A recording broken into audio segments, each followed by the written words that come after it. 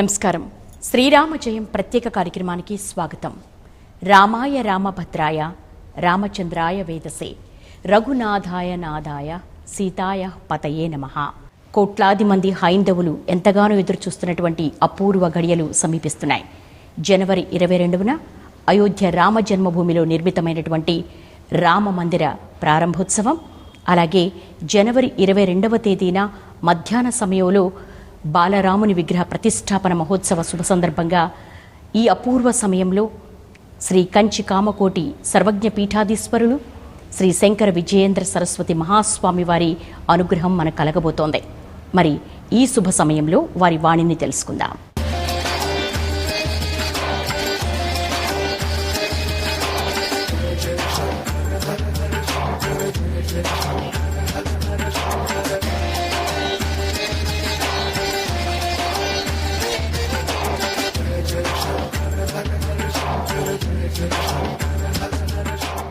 జగద్గురువులు శ్రీ శంకర విజయేంద్ర సరస్వతి మహాస్వామి వారికి ప్రణామములు తెలియజేస్తున్నాం. పూజ్య గురూజీ, శ్రీరామచంద్ర ప్రభు యొక్క రూప విశేషాలను తెలియచేయండి. అంటే లక్షణం, సాముద్రిక లక్షణం. అలా సూర్యవంశంలో పుట్టినవారు వారు.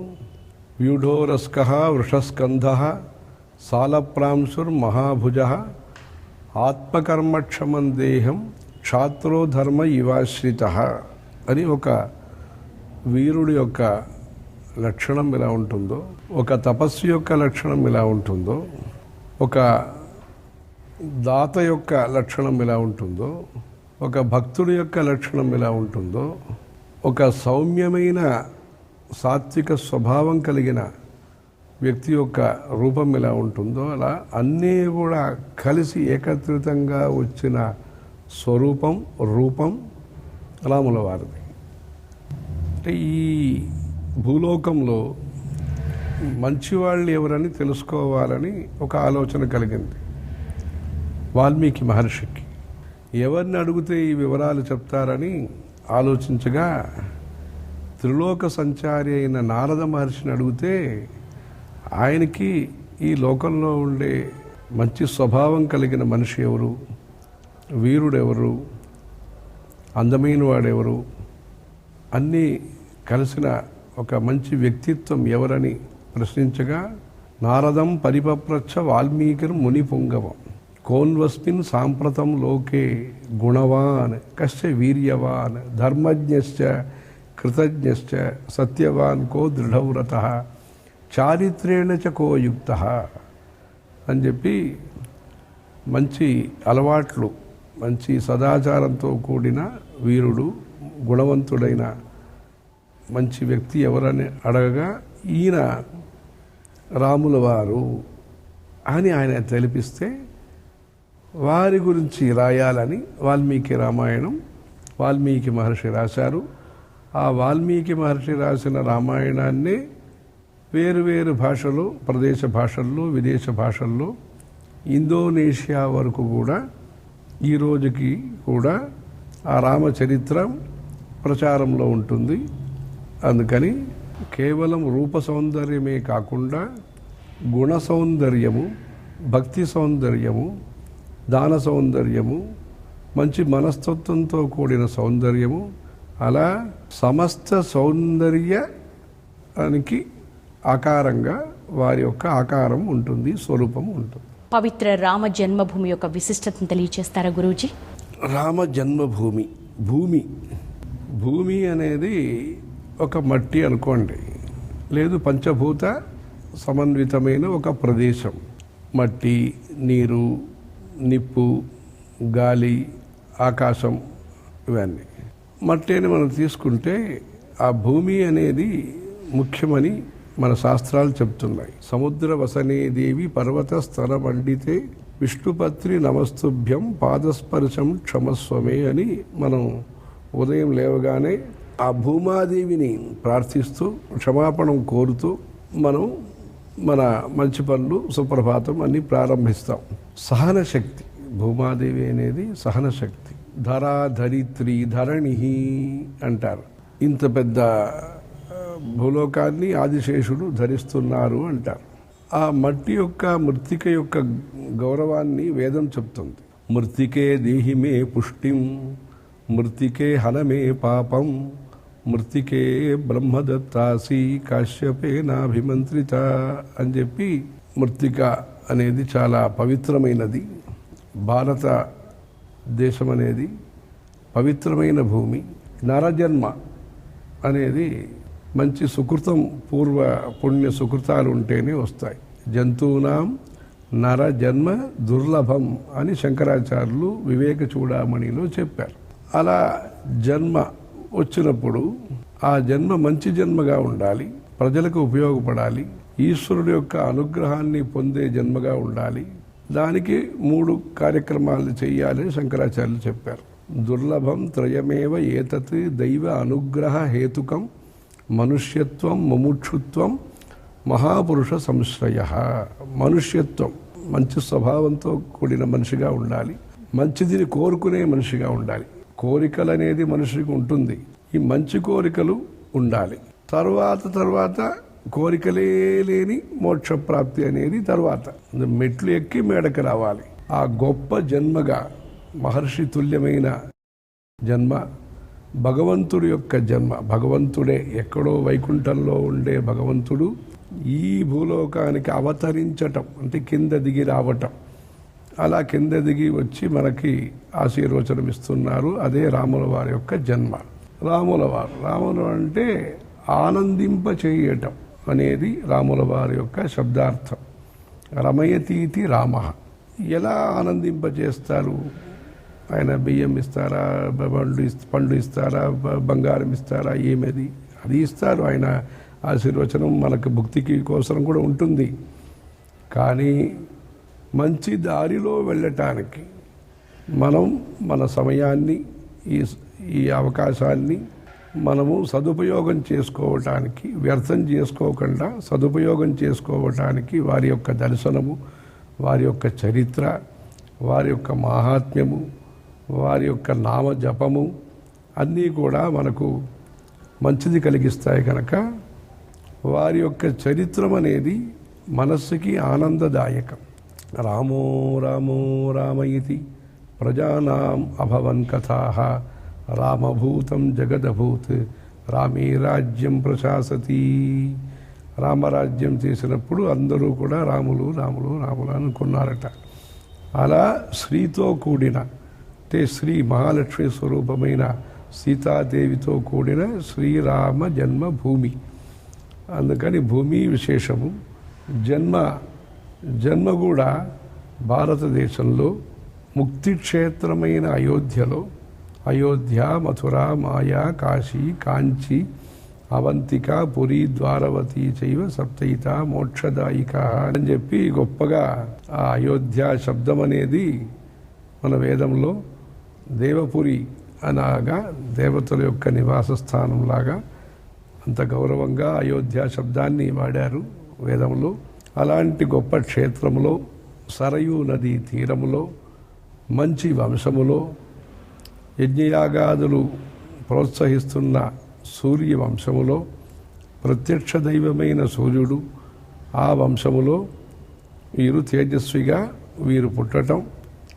భగవంతుడు ఎక్కడ పుట్టాలి భూలోకంలో అని తలచినప్పుడు దేవతలందరూ కూడా వెళ్ళి అప్పుడు ఉండే పరిస్థితిలో మా యొక్క సంతాపాన్ని, మా తాపం అంటే మనుష్యుడి యొక్క తాపమే కాదు, సుఖ స్వరూపమైన దేవతలకు కూడా తాపం వచ్చింది. వాళ్ళందరూ కూడా వెళ్ళి సంతాపఘ్నం సకల జగతాం శార్ంగ చాపాభిరామం లక్ష్మీ విద్యుల్లసిత మతసీగుచ్చ సచ్ఛాయకాయం వైకుంఠాఖ్యం మునిజన మనశ్చాతకానాం శరణ్యం కారుణ్యాపం త్రిదశ పరిషత్ కాలమేఘం దదర్శ అని దేవతలందరూ మహావిష్ణువు గారి దగ్గర వెళ్ళి వాళ్ళు సేవించుకొని, మీరు వచ్చే దేశాన్ని కాపాడాలి, ఈ భూమిని కాపాడాలంటే వారు ఇక్కడికి దశరథ కౌసల్య పుత్రుడుగా జన్మించి రావటం, అలా అయోధ్యలో రావటం, ఆ జన్మభూమి సందర్శనం చేసినప్పుడే మనకి చాలా సుఖం, చాలా పుణ్యం అన్నీ వస్తుంది. ఆ జన్మభూమి దర్శనమే గొప్పదని స్కాంద పురాణంలో చెప్పబడినది. జన్మస్థానం అనేది మన పవిత్ర భావనకి ముఖ్యం. దాంట్లో ఎక్కడ ఈ జన్మస్థానం ఉంటుందని ఆ పురాణంలో చెప్పారు. స్కాంద పురాణంలో యస్య దర్శనతో నృణాం విఘ్నలేశో న విద్యతే తస్మాద్ విఘ్నేశ్వర పూజ్య సర్వకామ ఫలప్రద తస్మాత్ స్థానత ఐశానే రామజన్మ ప్రవర్తతే జన్మస్థానమిదం ప్రోక్తం మోక్షాది ఫల సాధనం విఘ్నేశ్వరాత్ పూర్వభాగే వాసిష్ఠాత్ ఉత్తరే తథా లౌమశాత్ పశ్చిమే భాగే జన్మస్థానం తతస్మృతం యదృష్ట్వా చ మనుష్యస్య గర్భవాస జయో భవేత్. అంటే ఏ స్థానాన్ని సందర్శిస్తే ఎక్కడ రాముల వారు గర్భవాసం చేశారో, ఒక మనుష్యుడిగా పుట్టారో, కౌసల్యాదేవికి కొడుకుగా పుట్టారో, ఆ గర్భవాసం చేసిన చోటుని మనం సందర్శిస్తే గర్భవాస జయో భవేత్ అంటే గర్భవాసం లేని ఒక మంచి మోక్ష సామ్రాజ్యం మనకు కలుగుతుంది అని ఆ స్కాంద పురాణంలో ఎక్కడ ఉంటుంది ఆ జన్మస్థానం అని చెప్తారు. విఘ్నేశ్వరుడు యొక్క స్థానం ఒకటి, అంటే ఆ కాలంలో విఘ్నేశ్వర గుడి ఏదో ఉండేది అక్కడికి తూర్పు భాగంలో వశిష్ఠ మహర్షి యొక్క ఆశ్రమం ఇల్లు ఏదో ఒకటి ఉంటుంది, వాసిష్ఠం అని ఒకటి. దాని యొక్క ఉత్తరం వైపు లౌమష అని గొప్ప మహర్షి ఒక ఆయన, వారి యొక్క ఆశ్రమానికి, వారి యొక్క నివాస స్థానానికి పడమట ఈ జన్మస్థానం అనేది ఉంటుంది. ఆ జన్మస్థాన సందర్శనం మనుష్యుడు చేసుకుంటే గర్భవాస జయో భవేత్. వినా దానేన తపస వినా తీర్థై వినా మఖై నవమీ దివసే ప్రాప్తే వ్రతధారీ మానవ స్నానదాన ప్రభావేణ ముచ్యతే జన్మబంధనాత్. అక్కడ ఏమంటే దానం చేస్తే, తపస్సు చేస్తే, తీర్థాటనం చేస్తే, యజ్ఞయాగాదులు మనం చేయిస్తే ఎలా పుణ్యం వస్తుందో అలాంటి పుణ్యము నవమి రోజు, శుక్లపక్షము నవమి, శ్రీరాముల వారి యొక్క జన్మతిథి. ఆ రోజు మనం ఇక్కడ భద్రాచలంలో ఒంటిమిట్టలో అన్ని మన వాళ్ళు బాగా చేసుకుంటారు. దశమి రోజు కళ్యాణోత్సవం అన్ని చేస్తారు, అభిజిత్ చేస్తారు. అలా నవమీ దివసే ప్రాప్తే వ్రతధారీ మానవ. అలాంటి పుణ్యక్షేత్రానికి వెళ్ళినప్పుడు ఏదో టూరిస్ట్ లాగా వెళ్ళకూడదు. అది మన వాళ్ళు గుర్తించవలసిన విషయం. జుట్టు, బొట్టు, కట్టు ఇవన్నీ కూడా మన శాస్త్ర సాంప్రదాయ ప్రకారం గుడికి వెళ్ళినప్పుడు ఉండాలి. ముఖ్యంగా ఇలాంటి మహత్వపూర్ణమైన అంటే యుగాదులుగా అంత పవిత్రమైన ఈ స్థలానికి వెళ్ళినప్పుడు వ్రతధారీ మానవ. కాలు కడుక్కుని వెళ్ళాలి, బొట్టు పెట్టుకుని వెళ్ళాలి, మగవాళ్ళు పంచ కట్టుకుని వెళ్ళాలి, ఆడవాళ్ళు చీర కట్టుకుని వెళ్ళాలి. అలా అంత అన్ని ఆహార నియమంతో వెళ్ళాలి. అది ఒక టూరిస్టు స్పాట్ లాగా చూడకుండా మనం తీర్థక్షేత్రంగా చూసే పవిత్ర భావన మనలో రావాలి. స్నానదాన ప్రభావేణ ముచ్యతే జన్మబంధనాత్. అక్కడ వెళ్ళి చూసి వచ్చేది మాత్రం కాదు, సరయులో స్నానం చేయాలి. మన వాళ్ళు గోదావరి, కృష్ణా పుష్కరాలన్నీ బాగా చేస్తారు. అలా స్నానం, దానం, ఎవరైతే మంచివాళ్ళు ఉంటారో, ఎవరైతే మహనీయులు ఉంటారో, ఎవరైతే అక్కడ అన్నదానానికి పాత్రం ఉంటారో, అంటే మన ధర్మం అనేది ఒక సామాజిక ధర్మం. మనం బాగుండాలి, అందరూ బాగుండాలని కోరుకునే ధర్మం. అందుకని అక్కడ చేయగలిగే దానాలు, మన ధర్మం ఏం చెప్తుందంటే మాతృదేవో భవ పితృదేవో భవ అని. అందుకే పెళ్లి చేసేవాళ్ళు కూడా తల్లిదండ్రులకి పాదపూజ అని చేస్తారు. అలా మంచి సదాచారం కలిగిన వాళ్ళకి ఏం ఫలితం ఉంటుందో అలాంటి ఫలితం మనకి మాతృ శుశ్రూష, పితృ శుశ్రూష, గురు శుశ్రూష చేసే పుణ్యం ఏముంటుందో అంత గొప్పగా, ఎలా కాశీ యాత్ర చేసి వస్తే పుణ్యమో అలాంటి గొప్ప పుణ్యం కలిగింది జన్మభూమి సందర్శనము. అందుకని ప్రజలందరూ కూడా, భక్తులందరూ కూడా ఈ పవిత్రమైన అరుదైన ఈ అవకాశాన్ని వాడుకుని ఈ మన జన్మలో ఒకసారైనా ఆ జన్మభూమి సందర్శనం చేసే ప్రయత్నం అందరూ చేసుకోవాలి. పూజ్య గురువర్య, ఆలయాలను ఎలా నిర్మిస్తారు? ఎటువంటి అంశాలు అందులో ఉంటాయి? ఆగతం శివ వక్త్రేభ్య గతంచ గిరిజాముఖే మతంచ వాసుదేవస్య తస్మాదాగమం వచ్చేది. అది ఆగతం శివ వక్త్రేభ్య అంటే పురాణాలన్నీ కూడా మనకు లభించిందంటే ఈరోజు ఇన్ని పురాణాలని మనం వింటున్నాము, మహాత్మ్యమని తెలుసుకుంటున్నామంటే దానికి ముఖ్య కారణము పార్వతీదేవి. నేను బాగుంటే చాలదు, ప్రజలు కూడా బాగుండాలని ఆ తల్లి అనుకుని పరమేశ్వరుడి దగ్గర విన్నపం పెట్టుకుని, స్వామి ఇదేమి, స్వామి అదేమి, దీని యొక్క గొప్పతనం ఏమి అన్నీ మన కోసరం అడిగింది.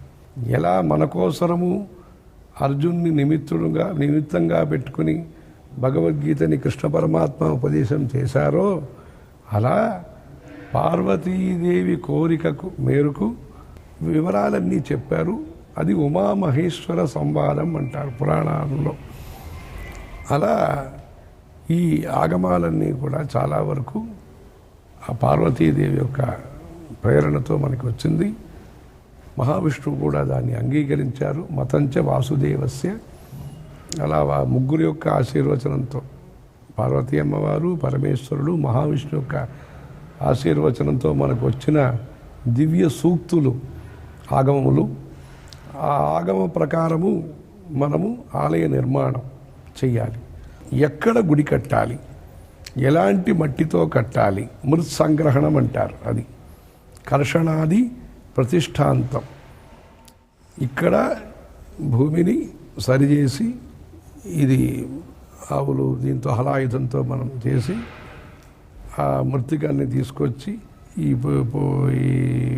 పుట్టు మట్టి అంటారు, అలాంటి మట్టి అన్ని తీసుకొచ్చి ఇక్కడెక్కడ పుష్కరిణి ఉండాలి, ఇక్కడ ఆగ్నేయంలో మడపల్లి ఉండాలి, ప్రసాదం పోటు ఉండాలి, ఇక్కడ ఉత్సవ విగ్రహం ఉండాలి, ధ్వజస్తంభం ఇక్కడ ఉండాలి, బలిపీఠం ఇక్కడ ఉండాలి, గర్భగుడి ఇక్కడ ఉండాలి, అర్ధమంటపం ఇలా ఉండాలి, మహామంటపం ఇలా ఉండాలి. ప్రాకారం ఒక గుడి మాత్రమే కాకుండా ఆ గుడికి మాడవీధి, రాజవీధి అన్నీ ఉండాలి. దానికి పంచప్రాకారం అని ఒకటి ఉంది. అది జంబుకేశ్వర క్షేత్రం. అఖిలాండేశ్వరి అమ్మవారు జంబుకేశ్వరం. శంకరాచార్యులు చెవిలో శ్రీచక్ర రూపమైన ఆభరణాన్ని ప్రతిష్ఠ చేశారు. తాటంకమని పేరు అది. ఈరోజు కూడా అక్కడ పార్వతీదేవి శివుణ్ణి పూజించే విధంగా చీర కట్టుకుని అర్చక స్వామి అమ్మవారి సన్నిధి నుంచి వెళ్ళి శివుణ్ణి పూజిస్తూ వస్తారు అక్కడ. అలా ఈ మన శాస్త్రంలో గర్భగుడి, అర్ధమంటపం, మహామంటపం అని ఆ నిర్మాణం చెప్పారు. ఆ మూల విగ్రహం అనేది కొలతలు ఉన్నాయి. ఇన్ని అంగుళాలు. అంగుళం అంటే యవోదరై రంగులమష్టభిర్వ, యవధాన్యం అని ఉంటుంది. ఆ యవధాన్యం యొక్క కడుపు భాగము 8 కలిస్తే అంగుళం అంటారు. అలాంటి అంగుళ సంఖ్య ప్రమాణమని పెట్టి ఆ ప్రమాణ ప్రకారం తయారు చేసి ఆ జంబుకేశ్వర క్షేత్రం అనేది పంచప్రాకారం, 5 ప్రాకారములు ఉంటాయి. శ్రీరంగం అది 7 ప్రాకారం, 7 ప్రాకారాలు ఉంటాయి. అది మాడవీధి, రాజవీధి అన్నీ ఉంటాయి. అలా ఆగమశాస్త్ర ప్రకారం, శిల్పశాస్త్ర ప్రకారం మరీచి, కశ్యప అని మహర్షులు. ఆ మహర్షులు మన ఇండియన్ సైంటిస్టు, మనం కొత్త సైంటిస్టులు మనం ఇప్పుడు చూస్తున్నాం, వింటున్నాం. భారతీయ ప్రాచీన వైజ్ఞానికులు ఎవరంటే మహర్షులు. వాళ్ళు మనకి ఆగమశాస్త్రం, శిల్పశాస్త్రాన్ని ఇచ్చారు. ఆ ప్రకారం నిర్మాణం చేసి అక్కడ భగవంతుణ్ణి మనం పిలవాలి. పిలవటం అంటే రండి రండి రా రామభద్ర రా రామచంద్ర రా అని పిలవటం, పాటతో పిలుస్తాం. కానీ మంత్రంతో పిలవాలి. ఆ వేద మంత్రాలతో మనం పిలవాలి. వేదం అనేదే మన ధర్మానికి మూలం. వేదం అనేదే మన ధర్మానికి ముఖ్యం. వేదం అనేదే మన ధర్మానికి కేంద్ర బిందు అది. అందుకని వేదమే మన ధర్మానికి ప్రమాణం. ఆ వేదమంత్రం ద్వారా, ఆ వేదమంత్రం కూడా ఆచార ఆహార నియమాలతో పాటించి ఆ జపాలన్నీ చేసి ఆ భగవంతుణ్ణి మనం పిలిచి మీరు ఇక్కడ ఉండండి, ఇక్కడే ఉండండి, ఇక్కడ ప్రేమతో ఉండండి, సంతోషంగా ఉండండి. ఎంతకాలం ఉండాలి? సూర్యుడు చంద్రుడు ఉండేంత వరకు శాశ్వతంగా, స్థిరంగా, సంతోషంగా, సుముఖంగా, సుప్రసన్నంగా వరాన్ని ప్రసాదిస్తూ సుముఖోభవ ప్రసీద అని చెప్పి మనం మీరు ఇక్కడే ఉండండి, అవకుంఠితో భవ స్థాపితో భవ అని చెప్పి ఆయన అక్కడే ఉండండి అని కోరుకోవాలి. దానికి ప్రార్థన చేస్తారు. ఏం ప్రార్థన చేస్తారంటే, స్వామిన్ని సర్వజగన్నాథ యావదా చంద్రతారకం తావత్వం ప్రీతిభావేన బింబేస్మిన్ సన్నిధిం కురు అని. ఈ బింబం, ఈ విగ్రహం, ఈ మూర్తి, దీంట్లో మీరు ఉండి సూర్యచంద్రుడు ఉండేంత వరకు ఆ చంద్రార్కమని మన వాళ్ళు చెప్తారు. ఆ సేతు సీతాచలం ఆ చంద్రార్కమని మన వాళ్ళు చెప్పేటట్టుగా ఆయన అక్కడే ఉండాలని కోరుకుంటాము. అది ప్రతిష్ఠ అంటారు. అది ఆ ప్రతిష్ఠ అంటే పేరు, కీర్తి అనేది కూడా ప్రతిష్ఠ. ఇప్పుడు మనకి దేశానికి, సమాజానికి, ధర్మానికి ఒక ప్రతిష్ఠా సమయం.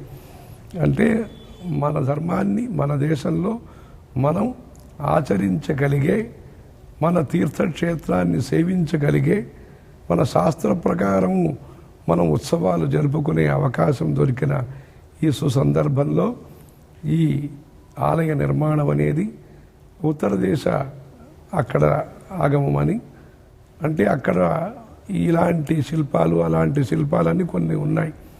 వేసర, ఇది కొన్ని నాగర అని చెప్తారు. అలా దక్షిణ దేశానికని కొన్ని గుళ్ళు కట్టే విధానం ఉంటుంది. ఉత్తర దేశం కోసం కొన్ని విధానాలు ఉన్నాయి. ఆ ఉత్తర దేశ విధాన ప్రకారం ఇప్పుడు అయోధ్యలో గుడి అన్ని నాగర ఆ శిల్ప ప్రకారం కడుతున్నారు. జగన్నాథ్పురిలో ఒక ప్రకారం ఉంటుంది, కాశీ విశ్వనాథ స్వామిలో ఒక ప్రకారం ఉంటుంది. అంత కొండలో, అంత శైత్యమైన ప్రదేశంలో ఎలా ఆశ్చర్యంగా ఉంటుంది. కేదార్నాథ్ గుడి కట్టారు. అలాంటి శాస్త్ర ప్రకారం కట్టిన గుడిలో ఇప్పుడు ఆలయ నిర్మాణం జరుగుతుంది, ప్రతిష్ఠ జరగబోతుంది. గురువర్య, దేవతా విగ్రహానికి యంత్రానికి ఉన్నటువంటి సంబంధం ఏంటి? సర్వస్మిన్నపి పశ్య ఆత్మానం సర్వత్ర ఉత్సృజ భేద అజ్ఞానమని శంకరాచార్యులు చెప్పారు. త్వయి మయి చ అన్యత్ర ఏకో విష్ణు వ్యర్థం కుప్యసి మయి అసహిష్ణు సర్వస్మిన్నపి పశ్య ఆత్మానం సర్వత్ర ఉత్సృజ భేద అజ్ఞానం అని చెప్పి ఆయన భగవంతుణ్ణి ఇక్కడే చూసుకోవచ్చు. మనకు కనుక ఆ తపశ్శక్తి ఉంటే, నియమనిష్టలతో మనకు వ్యవహారం ఉంటే మనం ఇక్కడే సందర్శించే అవకాశం ఉంటుందని కూడా శంకరాచార్యులు చెప్పారు. గురుచరణాంబుజ నిర్భర భక్త సంసారాత్ అచిరాత్ భవముక్త సేంద్రియ మానస నియమాదేవం ద్రక్ష్యసి నిజ హృదయస్థం దేవం. ఇక్కడే చూడగలుగుతారు, చూస్తారు. ఎప్పుడు? సేంద్రియ మానస నియమాదేవం అని భజగోవిందంలో చెప్పుకుంటారు. అది అందరికీ సాధ్యం కాదు కదా. అందుకే మన ధర్మంలో ఆ పరమాత్మ సందర్శనాన్ని ఒక రూపం ద్వారా సందర్శించటం. ఇంకా పురాతన కాలంలో అయితే అరూప దర్శనం ఉండేది. సాలగ్రామం, నర్మదా బాణం, మన కాళహస్తి, స్వర్ణముఖి, శోణభద్రం అని ఆ స్ఫటికం, అలాంటి దీంట్లో రూపం ఉన్నదా? ఉన్నది. రూపం లేదా? లేదు. అలా రూపమైన అలాంటి విధానంతో భగవంతుని దర్శనం చేసుకున్నారు, భగవంతుని సేవించుకున్నారు. తర్వాత అందరికీ, అంటే భక్తిలో పామరుడుగా ఉండే వాళ్ళకి ఇంకా భక్తిలో నిష్ట కలగాలంటే మనకి ఒక రూపం, ఒక విగ్రహం అనే ఒక విధానం మన సనాతన వైదిక హిందూ ధర్మంలోనే ఉన్నది. మన ధర్మంలో విగ్రహం ద్వారా మనం మనోనిగ్రహంతో దాన్ని భగవంతుని సేవించుకొని మంత్రపూర్వంగా దాన్ని ప్రతిష్ఠ చేసి, అది మట్టి కావచ్చు, దారు అంటే చెక్కలు, అంటే కంచిలో 35 సంవత్సరానికి ఒకసారి ఒక తూరి గుంట నుంచి అత్తి వరదరని ఇప్పుడు కూడా చేశారు కొన్ని సంవత్సరాల ముందు. అలా జగన్నాథ్ పురిలో నవకళేబరం అంటారు, కొత్త దివ్య శరీరం అప్పుడప్పుడు కొత్తగా నిర్మిస్తారు, నవకళేబరం అని పేరు. అలా చెక్కలతో మనం మూర్తి చేసి పూజించటం. చిత్ర ప్రతిష్ఠ, బొమ్మలు రాసుకుని ఆ బొమ్మల్లో మన స్వామిని భావించి పూజించటం. మన పరమాచార్యులు శ్రీ శ్రీ చంద్రశేఖరే సరస్వతి స్వామివారు మన జయంత్ సరస్వతి స్వామివారికి పీఠం బాధ్యతలన్నీ ఇచ్చిన తర్వాత వారు పాదయాత్రని వెళ్తుండగా 5,000 కిలోమీటర్ పాదయాత్ర వెళ్ళారు, 85 వయసు పైన. అలా వెళ్తుండగా మానస పూజ అని చేసేవారు. అక్కడే వారు ధ్యానించి ధూపం, దీపం, నైవేద్యం, హారతులన్నీ కూడా మానస పూజ చేసేవారు. అలా మానస పూజ అనేది ఒకటి. అలా పంచధాతు, ఈ పంచధాతువుతో విగ్రహం చేసి అది మామూలుగా ఉత్సవ విగ్రహాలకి అలా చేస్తారు. శిలా విగ్రహం, ఆ శిలా విగ్రహంలో పరీక్ష చేస్తారు. ఇది స్త్రీ రూపమా, పుం రూపమా, నపుంసక రూపమా అని ఆ శబ్దాలన్నీ కూడా శిల్పులు పరీక్ష చేసి ఈ దేవతకి ఇలాంటి రాయి తీసుకోవాలని ఆ శిల్పశాస్త్ర ప్రకారం నిర్ణయం తీసుకుని దీనికోసం అమ్మవారి విగ్రహం అయితే ఇలా, మహావిష్ణువు స్వరూపమైతే ఇలా అని నిర్ణయించి అలా విగ్రహాన్ని చెక్కి అందంగా చెక్కి శాస్త్రీయంగా, తర్వాత ధాన్యాధివాసాలు అంటే వర్రిలో దీంట్లో కొంతకాలము, నీరులో కొంతకాలము, జలాధివాసం, అలా అనేక అధివాసం అంటారు. విగ్రహ ప్రతిష్టకు ముందు అధివాసాలన్నీ చేసి, అంటే పూలకు కూడా అధివాసం ఉంది. ఒక మరువు అనే ఒక పూలు ఉంటుంది, ఆ మరువు దీనికి సంవత్సరం సాద్గుణ్యం అంటే ఒక సంవత్సరం పూజ చేయటానికోసరము దానికి అధివాసం అని చేసి దానికి పూజ చేస్తారు. అంటే పూజార్హత సిద్ధ్యర్థం ఆ పూలు పూజకు వాడవచ్చు, అర్చనకి వాడవచ్చు అని దానికోసం పూలు కూడా పవిత్రంగా చేయటానికి అలా కొన్ని పూజలన్నీ ఉన్నాయి. అది కంచపీఠంలో ప్రతి సంవత్సరం జరుగుతుంది. అలా ఈ విగ్రహం అనే దాన్ని శాస్త్ర ప్రకారం చేసి ప్రతిష్ఠ చేయబోతున్నారు. ఇది మహత్తరమైన మన ధర్మం యొక్క గౌరవాన్ని, ధర్మం యొక్క ప్రాచీనతకి, ధర్మం యొక్క సౌందర్యానికి ఇది ఒక ఆదర్శమైన కార్యక్రమం. పూజ్య గురూజీ, శ్రీరామరాజ్యం ఎలా ఉండేది? అప్పటి ప్రజల జీవన విధానం ఎలా ఉండేది? అహమేవ మతో మహీపతే ఇది సర్వః ప్రకృతి స్వచింతయత్.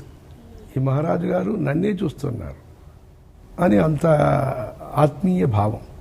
మన కంచి స్వామివారు దర్శనమిస్తుండగా 500 మంది ఉన్నా అందరికీ వారు సందర్శనం చేసిన సంతృప్తి కలుగుతుంది.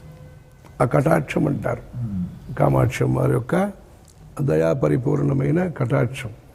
అలా రాముల వారిది ఆ ప్రజా పరిపాలన కాలంలో ఎవరిని వదలలేదు ఆయన.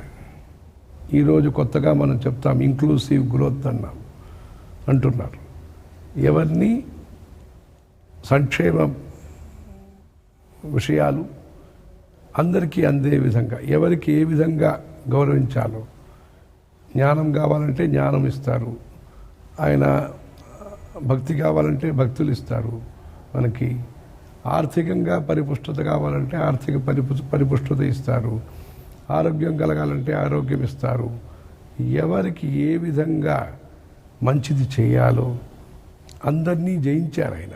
జయించారంటే అన్ని చోట్ల బాణప్రయోగం చేశారంటే అది కాదు, ఎక్కడ అవసరం ఉన్నదో అక్కడ చేశారు. కానీ ఆ యుద్ధం కూడా ఆయన సమయం ఇచ్చి ఎన్నో అవకాశాలు ఇచ్చి రేపురా అని చెప్పి అంతా దాంట్లో కూడా ఓర్పు, భూమాదేవి ఓర్పు అంటే ఆయన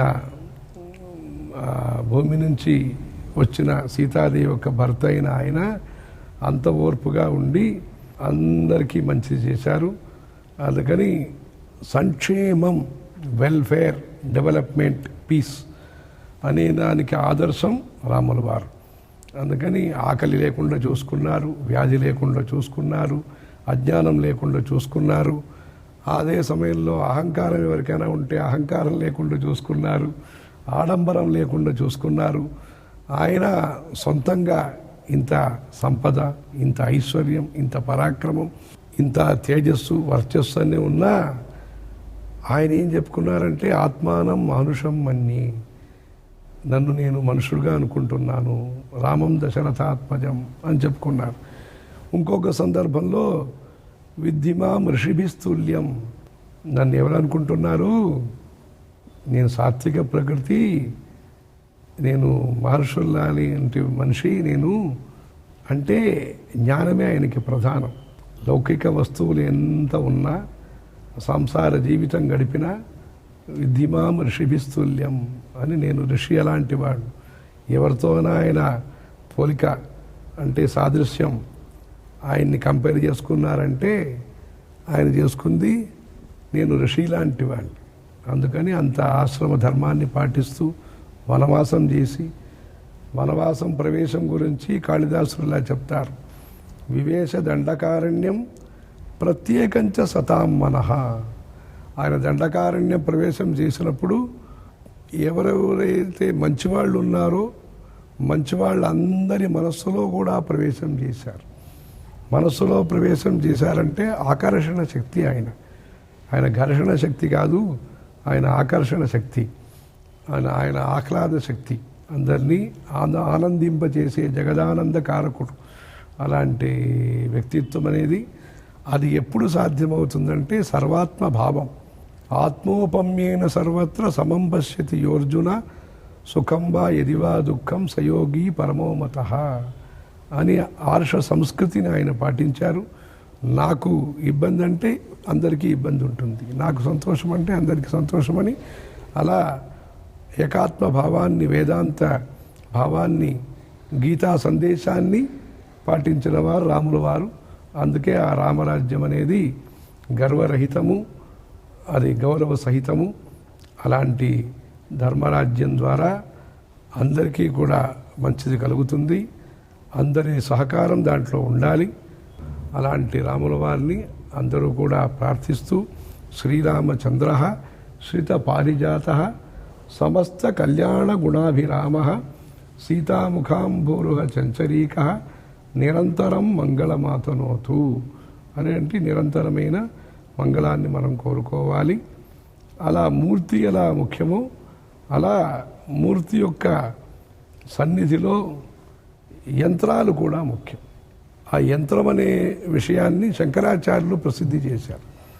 ఆ రోజుల్లో కామాక్షం వారు సన్నిధిలో శ్రీచక్రం స్వయమాలిఖత్ అని చెప్పి శ్రీచక్రం వారే ప్రతిష్ఠ చేశారు కంచిలో.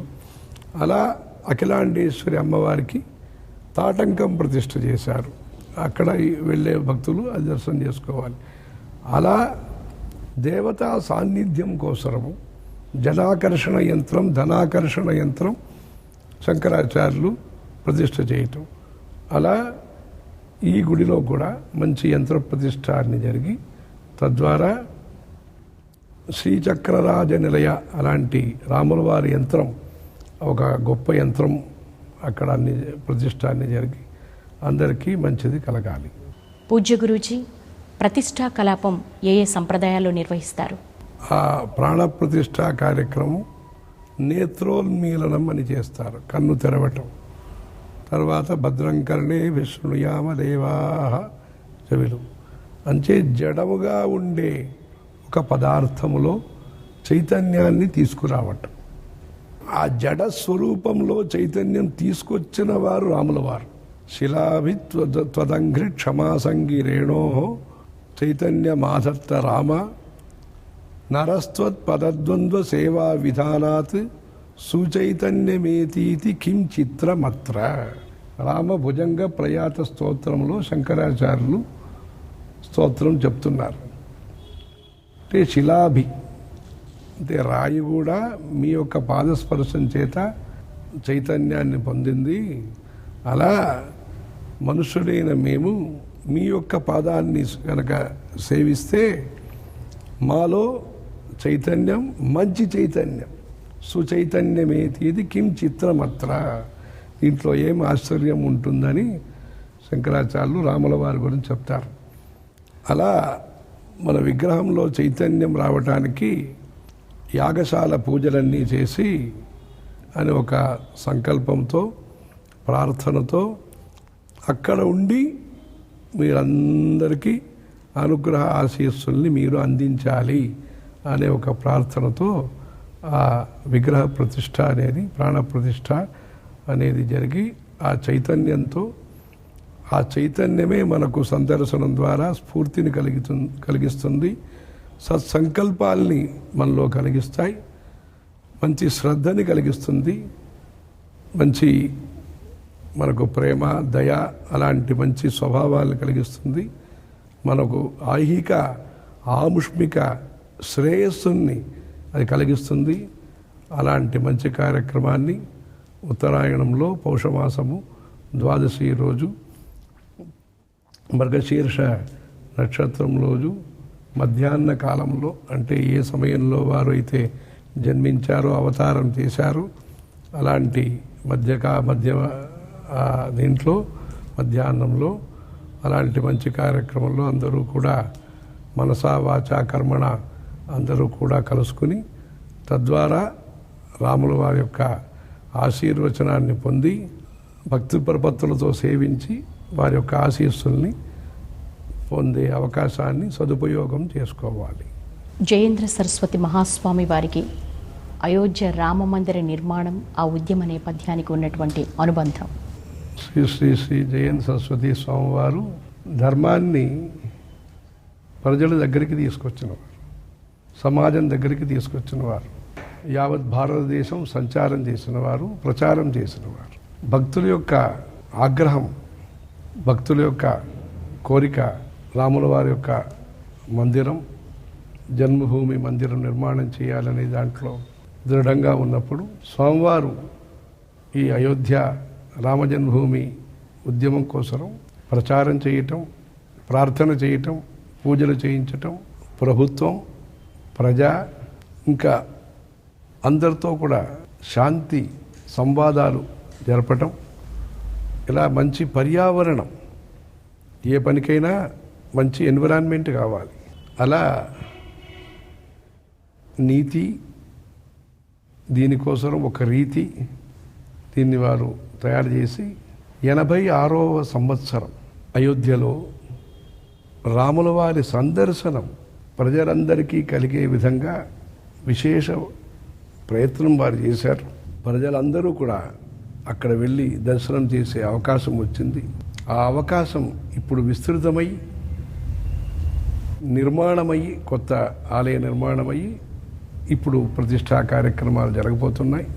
ఆ ఫిబ్రవరి 86వ సంవత్సరము ప్రయాగ క్షేత్రం నుంచి స్వామివారు అక్కడ వెళ్ళి అదే సమయంలో వారి గురుదేవులైన శ్రీ శ్రీ శ్రీ చంద్రశేఖరేంద్ర సరస్వతి స్వామివారు నడిచే దేవుడైన వారు కంచి నుంచి గొడుగు, ఛత్రములు, చామరములు ఇవి పంపించి మన జయంత సరస్వతి స్వామివారు మొట్టమొదటి మర్యాద కింద రాముల వారికి సమర్పించటం, అలా రాముల వారి యొక్క ప్రథమ దర్శన ఆ కాలంలో వారికి తులసి రామాయణము, వాల్మీకి రామాయణం పారాయణం ఏర్పాటు చేసి అలా వారికి ఈ అయోధ్య ఉద్యమంలో ప్రత్యక్ష అప్రత్యక్ష రూపంగా అనేక సత్సంబంధాల ద్వారా వారు ఈ అయోధ్య ఈ ఉద్యమం విజయవంతం కావడానికి వారి యొక్క కృషి అనేది అద్భుతమైనది. గురువర్య, ప్రపంచంలో ఉన్నటువంటి ప్రతి భారతీయుడు కూడా చాలా గర్వంగా మేరా భారత్ మహాన్ అని ఉచ్చరిస్తూ ఉంటారు. అసలు దాని ఆవిర్భావం ఎలా జరిగింది? ఈ రామజన్మభూమి ఉద్యమం అనేది అనేక దశాబ్దాలుగా జరుగుతున్నది. అనేక ప్రధానులు దీనికి ప్రధాన పాత్ర వహించి ఇప్పుడు అది మంచి స్థితికి వచ్చి ఇప్పుడు మందిర ఉద్ఘాటన జరగబోతుంది.